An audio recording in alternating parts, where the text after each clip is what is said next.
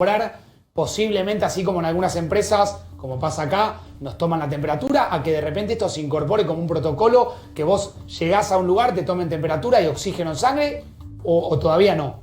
Bueno, sí, estos son casos aislados y esto avanza en cantidad y bueno, es probable que cada lugar se convierta en un hospital también. Es probable que cada lugar se convierta, bueno, hoy se convirtió en hospital la cancha de San Lorenzo prácticamente. Bueno, y nosotros... Bueno. Nosotros para entrar acá. Para entrar acá pasás por un túnel sanitizante. ¿Pasó usted, Doc, por el túnel? Casi un quirófano. Casi un quirófano. No, es una cosa, es impresionante. Y te digo algo, mira, el otro día... después te tomás la fiebre. Ahora, Doc, me pasó una cosa hoy. Puede pasar, me parece, ¿no? Me toma la fiebre cuando entro 38,9. Mira, me voy, Eduardo. No. Me voy. Pero digo, no puede ser. No puede ser. Si yo tengo 2 líneas de fiebre, yo ya lo siento de una A manera veces cada impresionante. cuerpo habla.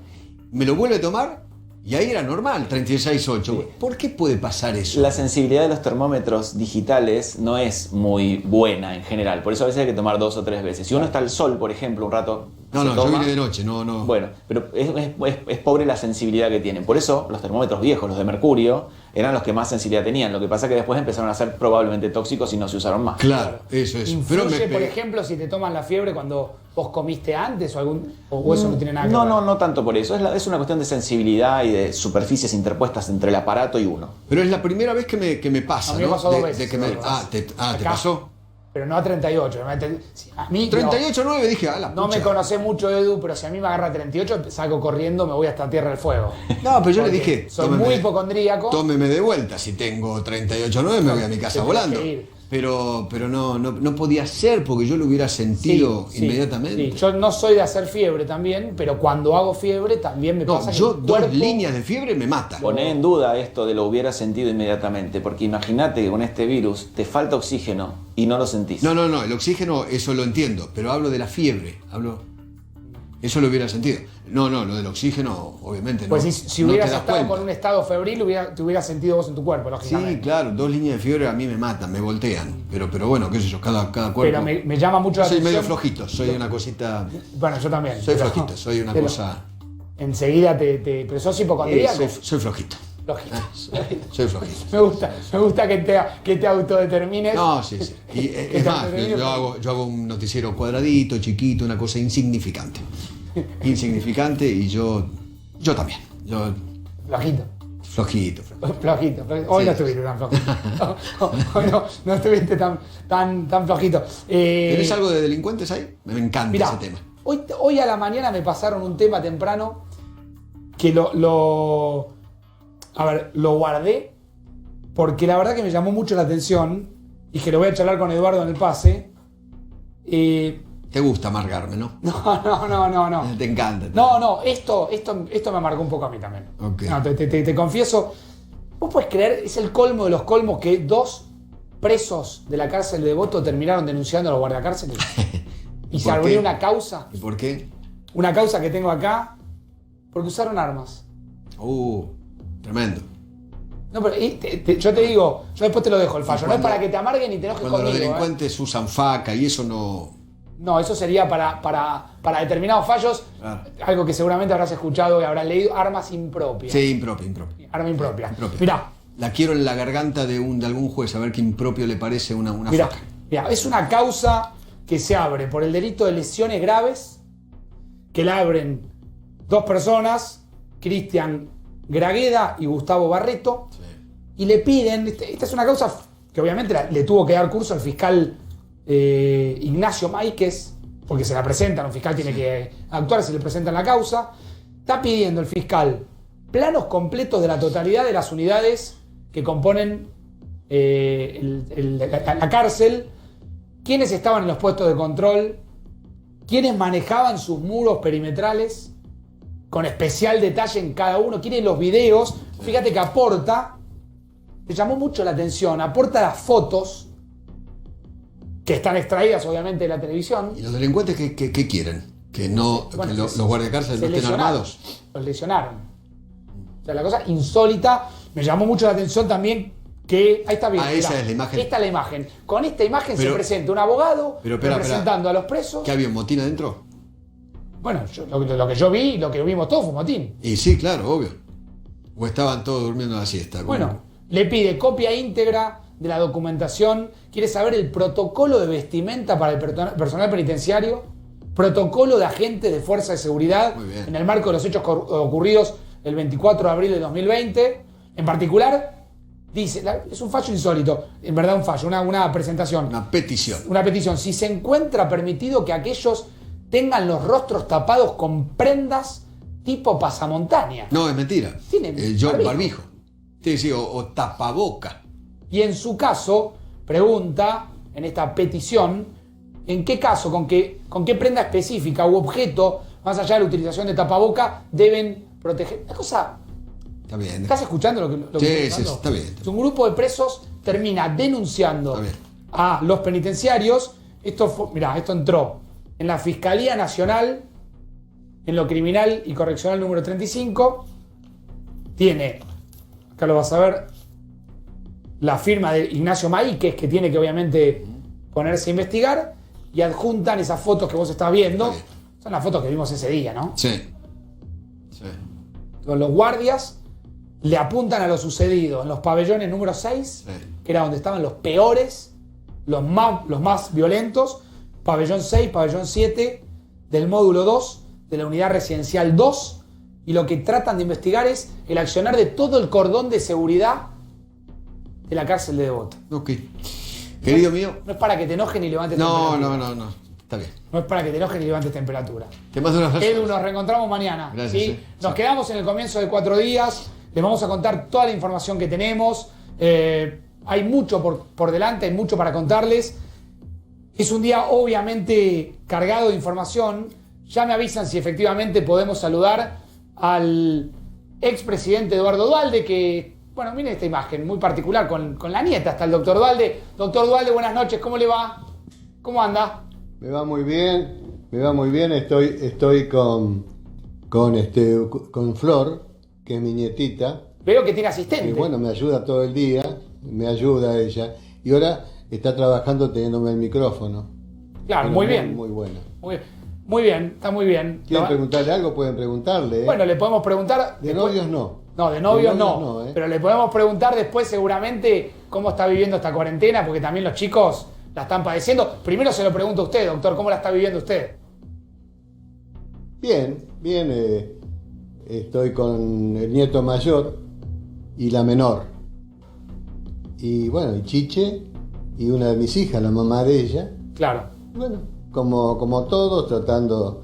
Ella me hace la comida a veces, lava los platos. ¿No es cierto, Flor? Decí la verdad. Sí, ¿Pero? Bueno, pues ahora. Yo le dije que no quiere, que no hablemos de novios. Sí, está muy bien. No hay problema ella. Déjela, doctor. Tiene que decir, no, porque el novio no sabe que es novio de ella y está esperando que termine la cuarentena para contárselo, ¿no es cierto, amor? Sí. Sí. Está muy bien. Bueno, está muy bien. Doctor, bueno, gracias por estar ahí, por atendernos, por abrirnos la puerta de su casa. Queríamos escucharlos un día donde se habla mucho de la situación económica de la Argentina, se habla mucho de la comparación de este momento que vive la Argentina con aquella crisis del 2001 que luego desembocó en su presidencia. ¿Cómo está viviendo estos días usted? Bueno, la verdad que, como todos los argentinos, preocupadísimo por este tema, que el gobierno lo está manejando muy bien, y trabajando también en un libro, pequeño libro, donde yo planteo cómo debe ser la salida económica. Creo que es evidente que Argentina tiene una potencialidad extraordinaria, y que tenemos que saber que así como la comunidad científica, médica, de infectólogos, tiene que trabajar ahora, para salir necesitamos a la comunidad productiva, a esa que a 2 días de asumir la presidencia, la reuní en Olivos, empresarios y gremialistas, y le dije: ustedes, la comunidad productiva, son los que tienen que gobernar el país. La verdad es que exageré un poco, pero realmente entiendo que son los únicos capacitados para sacar el país adelante, pero lo que tenemos que no pelearnos con los empresarios, ni con los trabajadores, ni con los bancos argentinos. Nuestros empresarios no son iguales que los europeos, no son ni mejores ni peores. Nuestros bancos lo mismo. Y bueno, y los dirigentes gremiales, yo soy dirigente gremial, lo he sido toda mi vida, somos los que más entendemos de producción. Y ahora como antes, tenemos que juntar a los grandes empresarios, que yo me enojo cuando se los critica porque no saben lo que es tener un proyecto de vida. Proyecto de vida significa un señor que tiene dinero para vivir 1000 vidas, él y toda su familia, y sin embargo sigue trabajando, produciendo. Bueno, me recibí muchas críticas cuando defendía al padre de Macri. Un Tano que vino estuvo 50 años. Miles y miles de millones de pesos tenía, pero él quería seguir produciendo, siempre con ideas productivistas. Estos días lo fui a visitar a otro gran empresario, hablo con ellos todos los días. Estuve con Eunequian, tiene 80 y poco, pero 80 y poco, y lo único que habla es de producción. Entonces, hay que respetarlos. Claro. No, pero mirá aquel señor que echó no sé cuántos. Los seres humanos, todos, cometemos errores, aciertos a veces. Ahora, no se puede condenar a un empresario porque tomó una decisión que puede estar mal o bien, yo no la califico. Pero hace 40, 50 años que están trabajando y poniendo el pecho al país. Si no nos damos cuenta de eso, si no nos damos cuenta que lo único que puede sacar al país de situaciones como la nuestra es la comunidad productiva y un gobierno que entienda que la enorme potencialidad que tenemos hace que el problema no es lo que debemos, sino lo que no producimos. Yo no conozco ningún partido político que no esté de acuerdo que se produce poco. Entonces, ¿por qué no discutir el cómo se hace? ¿Para qué perder tiempo? Discutimos cómo se hace para producir más. ¿Por qué no vemos lo que hizo Estados Unidos? Los viveros empresarios tienen 70 años. España, Italia, también, viveros empresarios por todos lados. Yo, como soy un fanático de la producción, estoy molesto y estoy tratando de ubicar a los rectores de universidades nacionales, porque no hay productivistas en la Argentina. Claro. Hay economistas, esos que van un día a un programa, en ese programa hay políticos, hay algunos artistas y ningún productivista. ¿Saben por qué? Porque no los hay. Ahora, doctor, te cuento una cosa. Sí, por favor. Termino. Sí, por favor. Los ministros de Economía no quieren ministros de la producción. Yo lo probé en mi provincia cuando nombré a Brown, sí, primer ministro de la producción, y Remenikov, un gran ministro, no quería saber nada. Ellos quieren manejar también y no están preparados para eso. Y cuando nombre el primer ministro de la producción nacional, un gran ministro, que fue de Mendiguren, bueno, cuando vino Roberto no quería saber nada, ya no estaba de Mendiguren, no quieren ministro de la producción, pero si no están preparados para eso. Ese es el problema. No saben lo que es el trabajo de un vivero empresario que tiene que haber en todos los municipios, un sector industrial planificado. Saben que no saben. Los bancos provinciales son bancos de fomento, no lugares para que vayan los políticos, los amigos. ¿Saben qué tiene que ir? Como hice yo en mi provincia, los representantes genuinos del comercio, de la industria, de industria, comercio, servicios, cooperativismo y el campo. Claro. ¿Elegido por quién? Por ellos. Doctor, tenía que tener esta condición: haber sido o ser presidente de una entidad. de esas entidades. Claro. Me encontré entonces con un gabinete del Banco de mi provincia, que era amigo de toda la gente del sector productivo de mi provincia, y un banco que estaba fuera de no sé cómo se llama, fuera de clearing. Sí. En 2 años fue el banco que tuvo más depósitos, un banco de provincia en España y otro en Italia. Hay que creer en la producción, Seguro. en el trabajo, en el desarrollo. Seguro. Y acá no se cree. Y yo, bueno, voy a insistir porque yo es lo que vengo diciéndole al presidente de la República. Le llevé el breviario, el resumen de mis primeros libros, más de 40 años el primero, de la Argentina especulativa a la Argentina productiva. Claro. Usted sabe, doctor, que Segundo usted habla de La sus revolución libros. productiva. Usted habla de sus libros.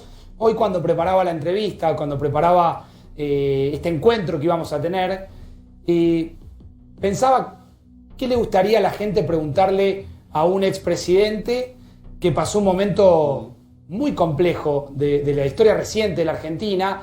Revisaba incluso alguna de las hojas de ese libro que usted escribió, que llamó Memorias del Incendio, los primeros 120 días de su gobierno, y después pensaba por qué automáticamente uno en medio de esta crisis remite a aquella crisis. ¿Usted cree que esto es parecido al 2001? ¿O al 2002? Y la 2001, crisis tiene 2002. sus parecidos y sus diferencias. El clima social era muy malo en esa época.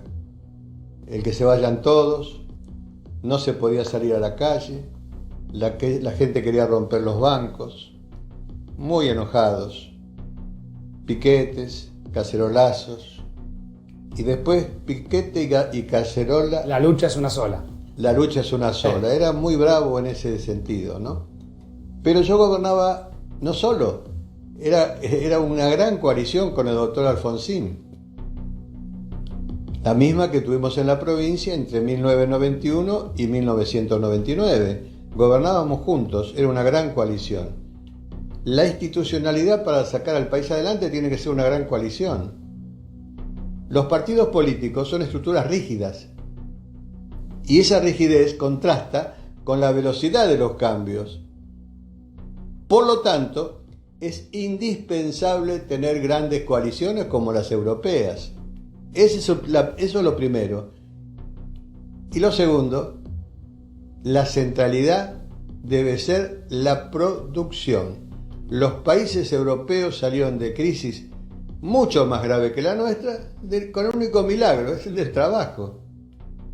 Pero bueno, necesitamos entonces copiarnos, no necesitamos ser tan inteligentes, copiarnos, viveros empresarios, sectores industriales planificados, zonas de crecimiento común, y cada municipio, cada intendente municipal de los más de 2.000 intendentes municipales que hay en el país deben saber que su principal función no es limpiar la lamparita, barrer la calle, juntar la basura, sino hablar viveros empresarios. Claro, es claro. algo que desgraciadamente en Estados Unidos empezó en los 50, pasaron los 50 70 años. Sí. En Europa están hace años, en todos los países, es donde aprende la gente que tiene vocación a ser empresario. Doctor, y en ese sentido, banco. ¿cómo lo ve al presidente Alberto Fernández? Porque usted nombró también a la oposición, ahora le quiero preguntar por el rol de la oposición, le quiero preguntar por el silencio de Mauricio Macri. ¿Cómo lo ve Alberto Fernández hoy? Lo veo bien en el papel que le tocó ocupar. Desgraciadamente, una situación muy difícil, y está haciendo lo que debe hacer un presidente cuando un tema que lo supera. Él no es médico. Está bien aconsejado por el grupo de especialistas, es lo que tiene que hacer. Claro. Es lo que tiene que hacer, y la verdad que lo ha hecho muy bien, lo ha hecho muy, pero muy bien. ¿Y lo ve articulando bien con la oposición en ese sentido? Porque usted recién mencionaba su experiencia con el doctor Alfonsín. Yo creo que se dan las condiciones para armar una gran coalición legislativa, como pasó en Alemania, como pasó en Chile, una gran coalición legislativa. Esa gran coalición está para armarse. Ahora hay una responsabilidad muy grande del presidente para lograrla. Claro. Yo no sé si es cierto, pero están diciendo que la oposición pidió una entrevista y hace un mes y no se la ha dado. Si es así, es un gran error. Claro.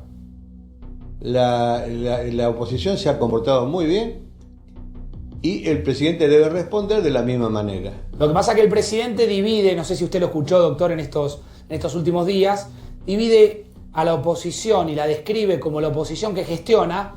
El ejemplo más claro quizás es el de Rodríguez Larreta. Uno podría pensar en intendentes, no sé, se me ocurren varios, Montenegro, el propio Valenzuela, sí, sí, el propio Grindetti, sí, sí, y la oposición que no gestiona, que no tiene responsabilidad. A usted le ha tocado la responsabilidad de la gestión. ¿Cree que con la oposición, claro, que gestiona sí hay buena articulación y quizás con los que no quedaron gestionando? Pienso en Mauricio Macri, en María Eugenia Vidal, en Patricia Bullrich. Allí no hay tan buena, digamos, tan buen feeling político. Sí, tampoco lo hay en los justicialistas que nos gestionan. Es así, siempre es así, no es una cosa nueva. Yo lo que creo que el presidente se ha manejado bien, también con la oposición hasta ahora. Debe saber, y esto es lo que yo insisto permanentemente, que no hay que pelearse con nadie. Argentina está como está, entre muchas cosas, es porque los políticos han entrado al club de la pelea. Claro. Imagínense esta gente que está tan mal, no solo por el virus, sino por la situación económica. Elige a este señor diputado, este gobernador, y ve que se pelean. Sí. Va a terminar odiando a la gente, a los políticos. Sí. No hay que pelearse más. Es un tema, tenemos que querernos los argentinos. Acá lo que yo veo, y vengo insistiéndolo, y le pido que ustedes busquen en los archivos, y me llaman mañana, me dicen, se equivocó. Nunca en mi vida, le contesté agresivamente a ningún periodista en 32 años de gobierno. Jamás en 32 años. Y tampoco a los políticos, porque creo en la unidad de los argentinos, creo en el encuentro de los argentinos. Y los argentinos, le voy a repetir la idea, nuestros empresarios no son peor que los europeos, nuestros bancos no son peores que los europeos. Entonces, ¿por qué no nos damos cuenta que tenemos un capital que tenemos que aprovechar?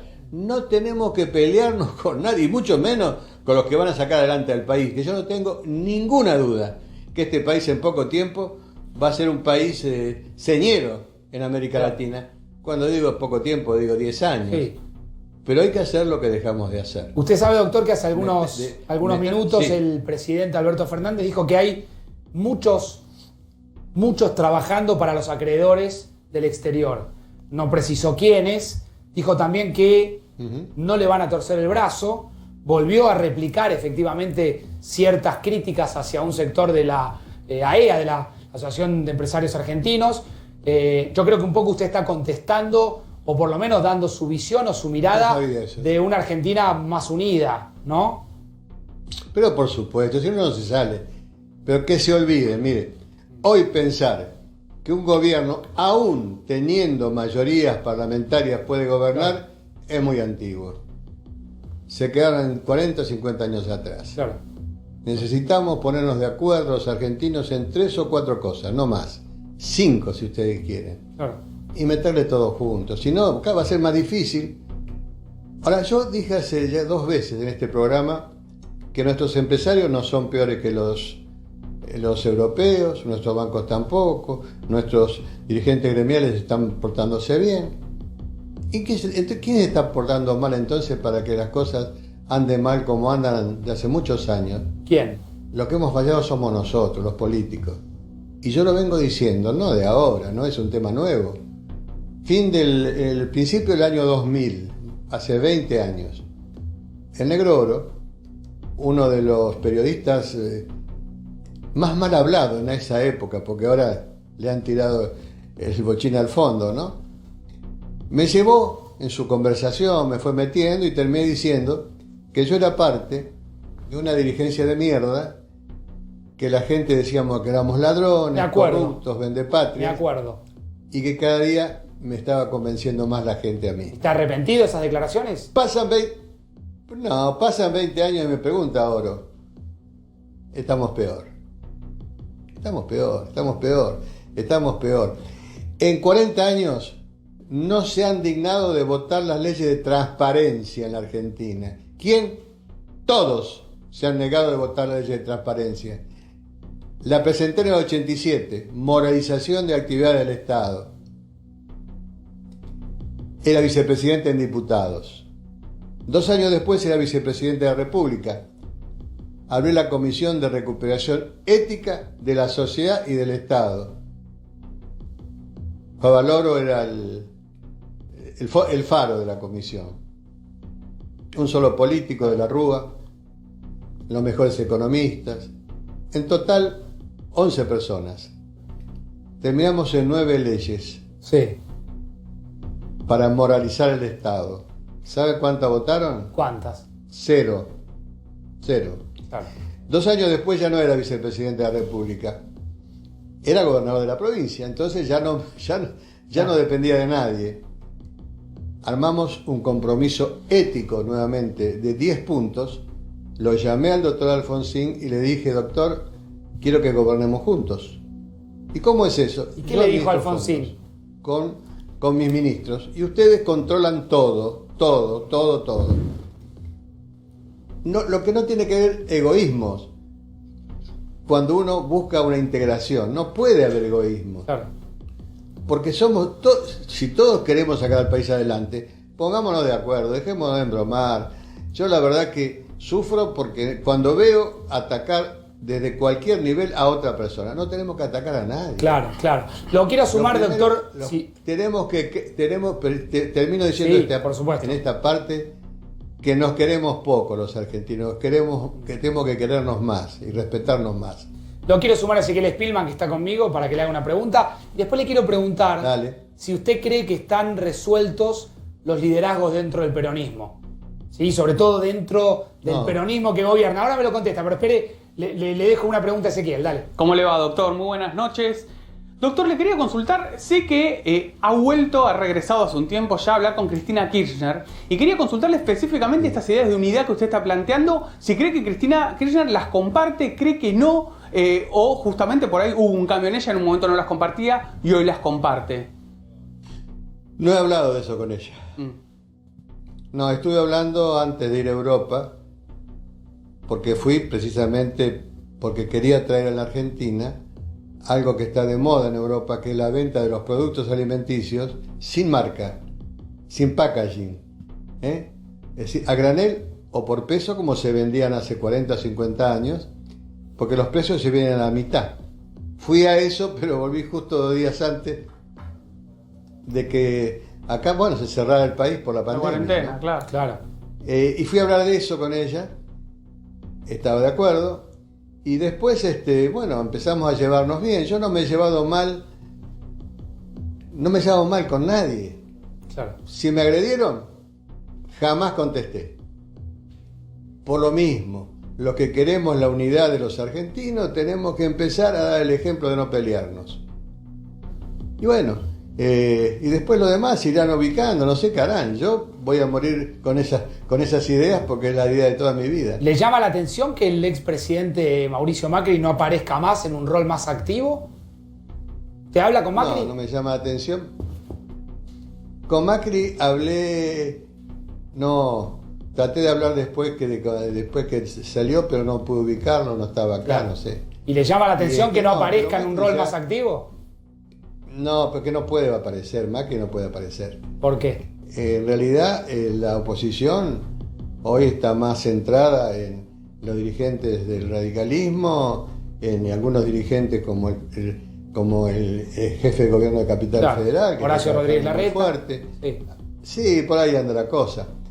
Y yo sueño con que se pongan de acuerdo en eso que llamo una gran coalición legislativa, para que entren todos ahora, que empiecen a entrar todos, y entre ellos decidan, pero no con el dedito, se presentan candidatos, 2 o 3 candidatos por la coalición, y ahí se elegirán quién es el presidente, pero Claro. siempre todos juntos.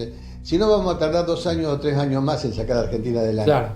Doctor, Argentina va a liderar. le hago 2 preguntas Va a liderar finales. Sudamérica si hacemos lo que tenemos que hacer. Le hago 2 preguntas finales. La primera, si Dale. cree que está resuelto, si están resueltos los liderazgos dentro del peronismo. Se habla muchísimo sobre quién lidera hoy el peronismo. si es efectivamente Cristina Fernández de Kirchner, si el liderazgo lo tiene el presidente, que se reconoce más como un líder frentista. ¿Qué cree que está pasando hacia adentro del partido del que usted forma parte, no? Bueno, no hay liderazgos firmes. El presidente, y se lo he dicho, se niega a asumir el papel que la gente necesita. En las crisis grandes, la gente necesita liderazgos. Y él se niega a eso, se lo he escrito, se lo he dicho. ¿Por qué? Un líder no puede dejar que funcione el Parlamento. Claro. ¿Quién se creen los diputados que son? ¿Son de la sangre azul? ¿No ven lo que hacen los policías, los médicos, los enfermeros? ¿Cómo no se van a poder reunir? Hablar con Massa, que yo tengo un gran aprecio por Massa, me dijo, vamos a reunir hace un mes. Me parece que podemos reunirnos en el Corón. En el Corón o donde sea. Pero no puede hacer más papelones, tiene que reunirse. Tenemos que respetar la institucionalidad, tenemos que empezar a respetarla de ahora. La justicia funciona mal y lo sabemos.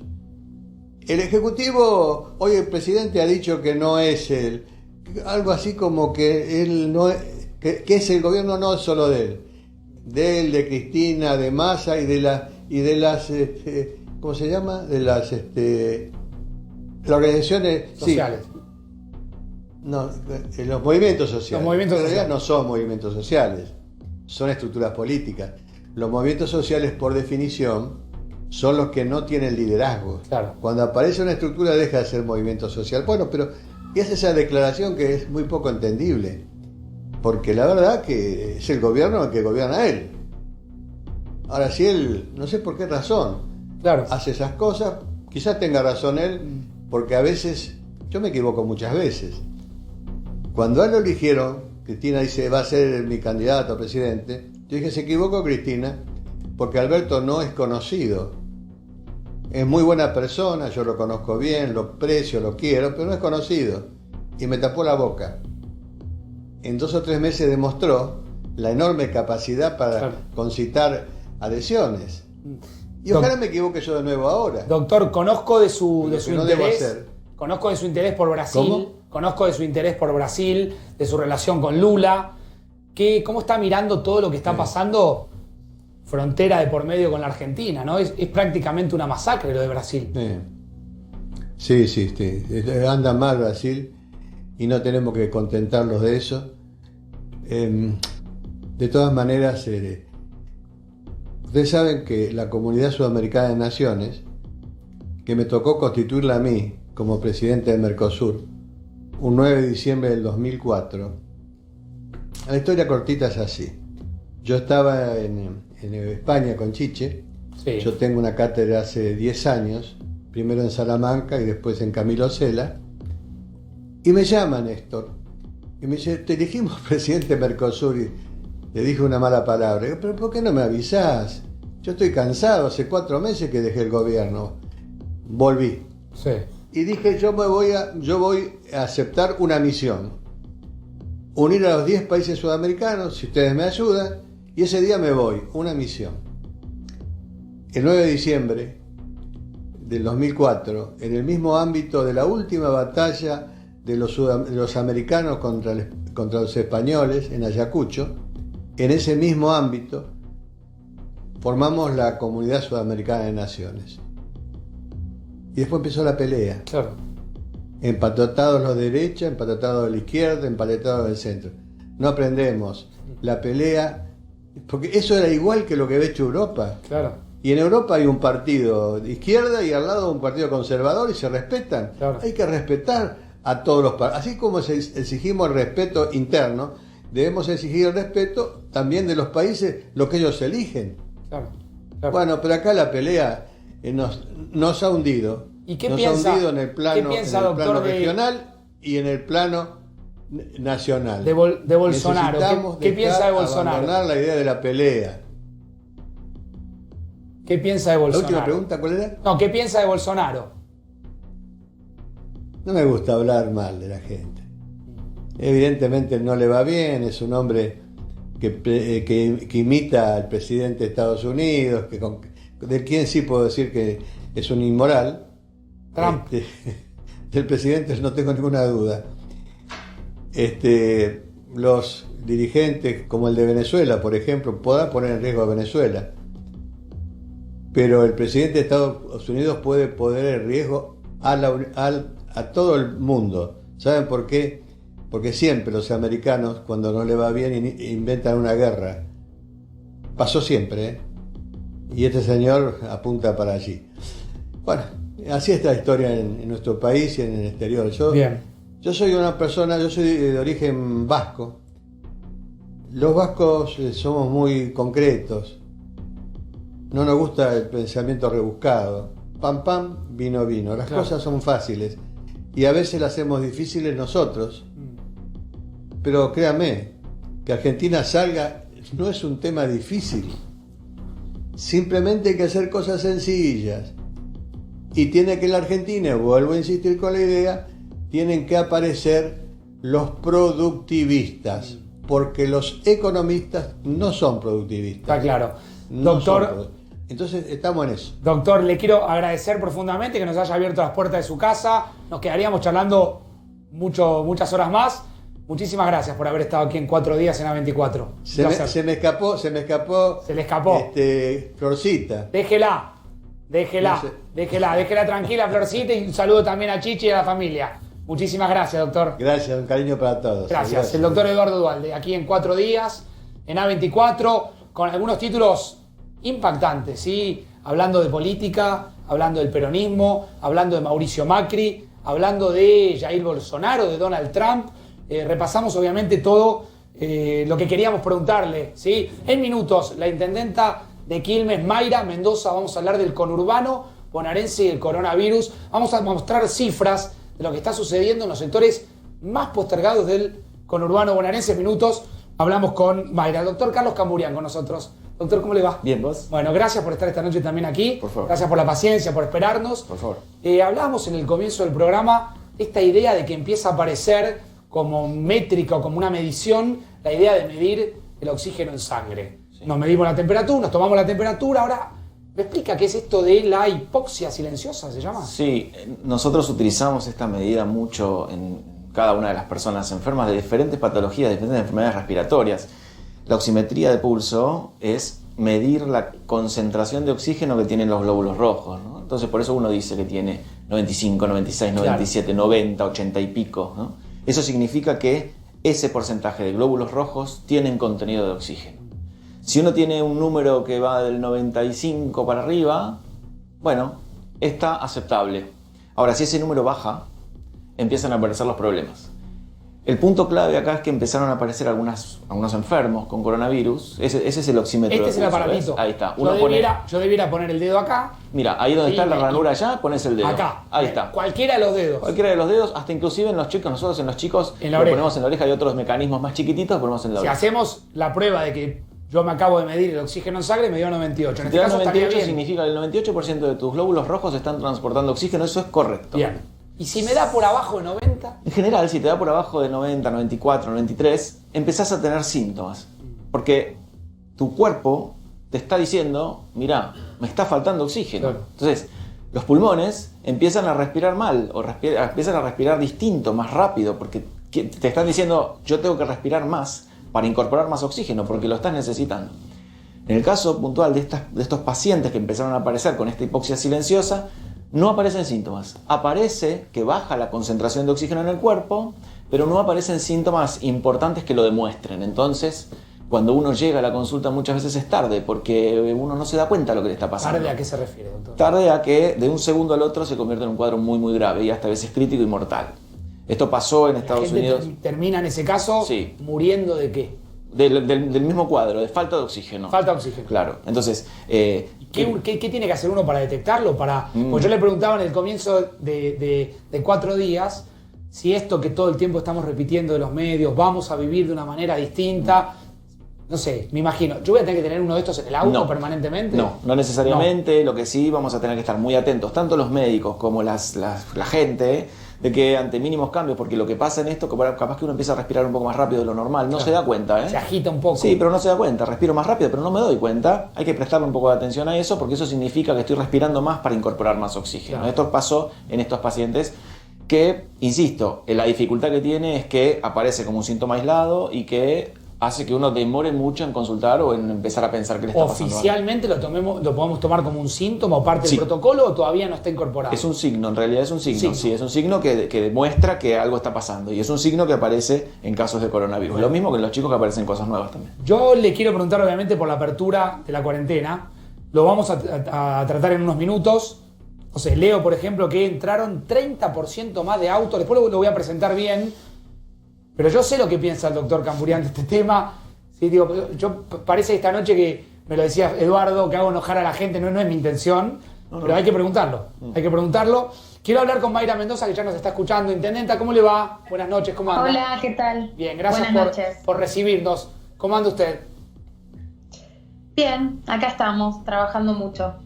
¿Cómo fue la jornada de hoy, teniendo en cuenta que hoy vimos muchísimo movimiento en la calle? Después le quiero mostrar algunas cifras de lo que está pasando en los barrios más populares o más postergados del conurbano, pero ¿cómo fue todo allí en el sur del conurbano hoy?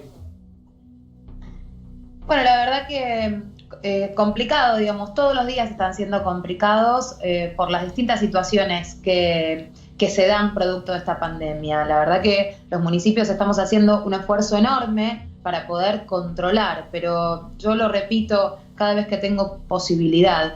No hay posibilidad de justamente que haya un agente municipal, un policía, una policía controlando a cada uno de los habitantes. Acá hay que tener responsabilidad ciudadana, responsabilidad individual y responsabilidad colectiva. Así que luego de que el sábado, escuchamos al presidente, en el día de ayer, domingo, los intendentes e intendentas de la tercera sección electoral nos hemos reunido y hemos coordinado acciones, porque de nada sirve que el conurbano pueda tomar medidas para seguir cuidando a nuestros vecinos. Esto que quede claro, las medidas que nosotros seguimos tomando son para cuidar a nuestros habitantes si lo hacemos de manera descoordinada. Nos parece bastante grave la situación que se da en la ciudad de Buenos Aires, porque muchos de esos trabajadores que van hacia Ciudad de Buenos Aires son habitantes del conurbano. Entonces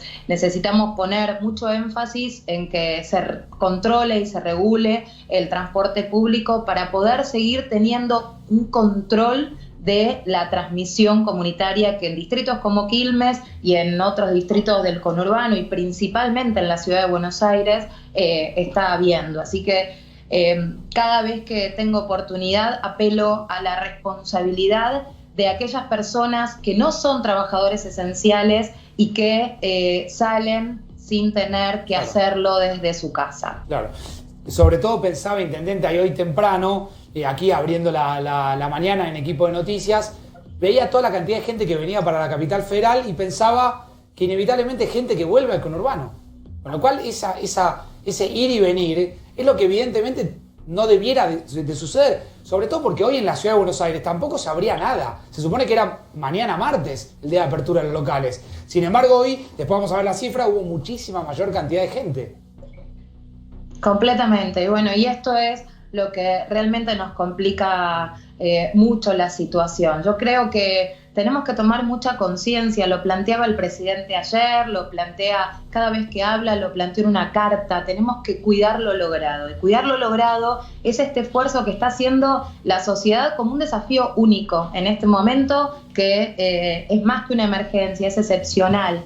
Y cuidar lo logrado significa poder seguir sosteniendo el aislamiento social preventivo y obligatorio. Porque hemos tenido situaciones donde pudimos llegar a controlar los focos de contagio, de transmisión. En Quilmes nos pasó, pero no podemos relajarnos, no podemos creer que esto ya va a terminar. Estamos esperando el día que termine la cuarentena por el coronavirus. No, hay que tener conciencia de que cambió nuestra vida, cambiaron nuestros hábitos. Hay que incorporar nuevos hábitos, nuevas conductas de permanente prevención y cuidado sanitario para evitar el contagio, porque el contagio se puede evitar. Usted sabe, intendenta, que mientras usted habla, acá el doctor Carlos Camburian asiente y la felicito. Bueno, y reconoce que efectivamente ese es el camino, ¿no? Pero absolutamente, absolutamente. 7 de cada 10 personas de los barrios humildes de la ciudad de Buenos Aires están infectadas. 7 de cada 10.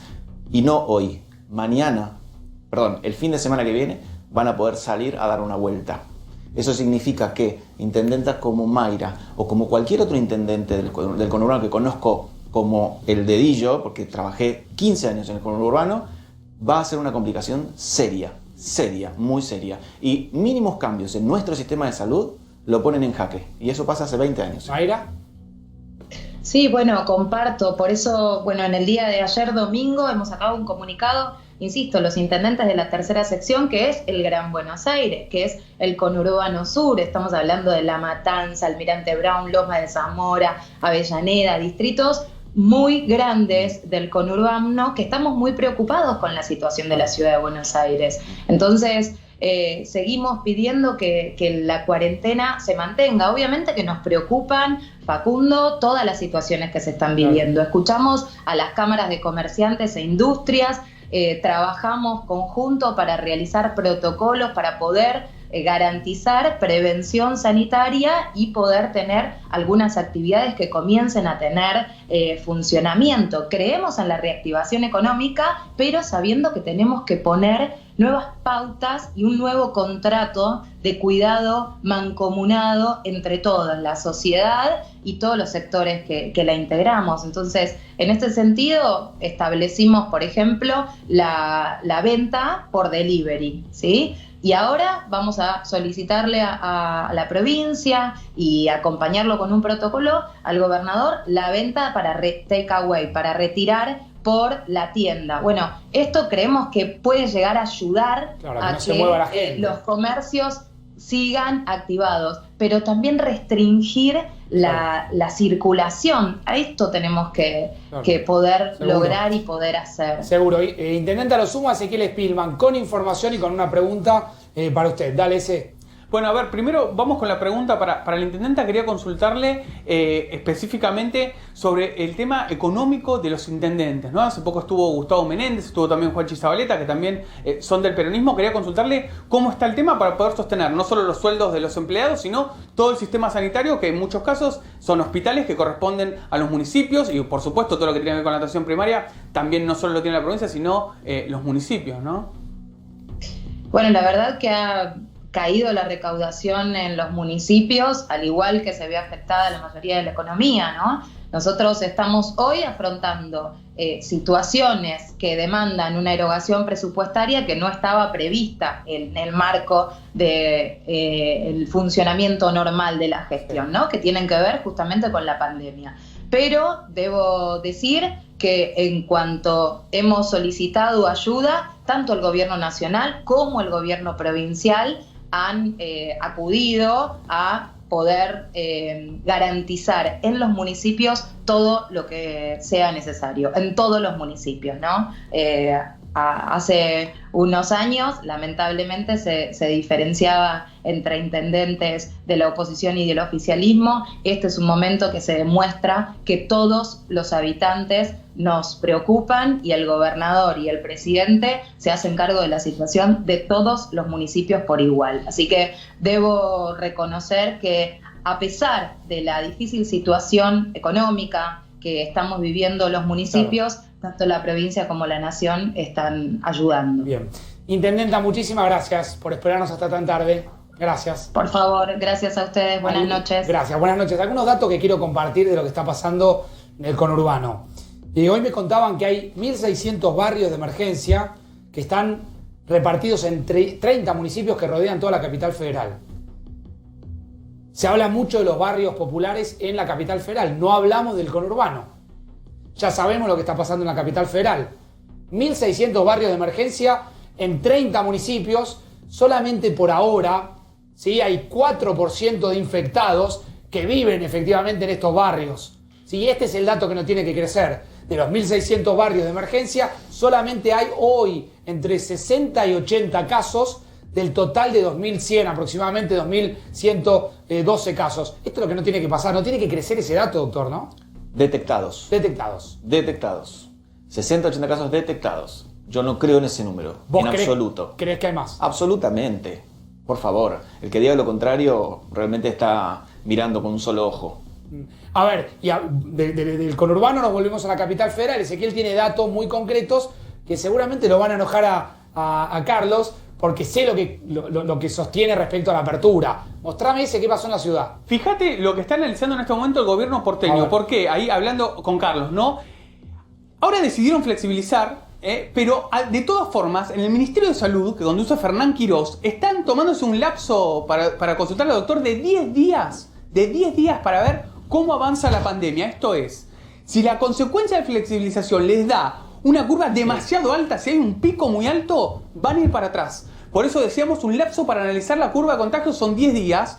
Y hoy me contaban que eso tiene una explicación, por el doctor lo puede explicar mucho mejor que yo, que es que como el periodo de incubación... ¿Vos crees que en 10 días podrían tirar todo para atrás? ¿Esto estás queriendo decir? No, estoy convencido y es lo que se está analizando hoy en el gobierno porteño, Facundo. Claro. Si en 10 días hay una exposición, es decir, crece la curva de manera ostensible, dan marcha atrás lo que ya se abrió con los comercios. Le quería preguntar al doctor, porque lo que hoy me contaron en el Ministerio de Salud es como el periodo de incubación se da entre 5 y 7 días, y esa capacidad de contagio de alguien que esté infectado y no lo sabe quizá, porque es asintomático, puede dar otros 3 a 5 días a partir de ese cálculo aproximado que tomaron los 10 días, claro, ¿no? Claro, a ver. Sí, claro, el periodo de incubación de la enfermedad total son 14 días, es decir, todo lo que pasó entre ayer y hoy, de la cantidad de circulación que hay, lo vamos a ver seguramente en 10 días, o quizás un poco antes, siempre y cuando vayamos a buscar a los enfermos, porque si vamos a hacer siempre 1.800 test por millón de habitantes, vamos a tener más o menos un número hasta ese. ¿Cuántos test deberíamos estar haciendo, Carlos? Y Chile está haciendo 10.000, digamos, los países limítrofes tener 10, 15.000 por millón de habitantes. Por lo menos entre 6.000 y 10.000 deben hacerse por por supuesto, día. sí. Y si se hiciesen más test... Detectamos más, sin dudas. Hay un gran ¿Sirve problema. o no sirve detectar más? Sí, claro que sirve detectar Hay un gran problema con el tema de insumos de test que seguramente mañana lo vamos a abordar. Facundo, hay un lote de casi 500.000 de test rápidos que está esperando la ciudad y China no los libera. Sí, pero lo vamos a abordar seguramente mañana. Ojo con los test rápidos. Los test rápidos sirven para una cosa. Nosotros tenemos que buscar enfermos, para aislar enfermos. De diagnóstico, dice el doctor, ¿no? Los PCR. Sí. Porque No eso te permite aislar a los enfermos. Si vos vas a una villa y detectás con test rápido que tuvieron contacto hace un mes atrás, no te sirve. Claro, te sirve detectar al enfermo para separarlo y aislarlo. Para terminar, Facundo, Sí, mirá claro. este dato que tenemos acá en la plaquita. Hoy, un infectado de coronavirus contagia a 1,4 personas. Hace aproximadamente 3 semanas, un mes, ese número era 1,2 o a lo sumo 1,3. Están viendo en la ciudad el aumento de contagios, influido por lo que hablábamos recién, por el tema de las villas, por los geriátricos y porque creen en la ciudad que el pico, el famoso pico de la curva, se va a dar entre finales de mayo y comienzos de junio. Carlos. Villas, geriátricos, hospitales. Los hospitales son foco de infección hoy. Hay un montón de personal de salud infectado, un montón de personal de salud aislado y son focos claros de infección. Si uno no va a detectar ahí al personal de salud infectado, vamos a seguir contagiando desde los hospitales. Doc, gracias. La paciencia de esperarnos. Me gusta cerrar el programa con la cifra de la cantidad de recuperados. Lo explico siempre. Así como damos la cantidad de personas que fallecieron y obviamente uno abraza a cada una de esas familias, damos la cantidad de enfermos recuperados, que lo vemos ahí, 1.837 personas que se recuperaron en la Argentina de COVID-19, lo cual es una cifra que también uno la tiene que dar y la tiene que replicar. Sin duda. Gracias, Doc. Gracias, Ezequiel. Nos reencontramos mañana a las 10 de la noche, como cada día, aquí en 4 días. Después de Feynman, antes de Babi, quédense en la pantalla de 24. Chau.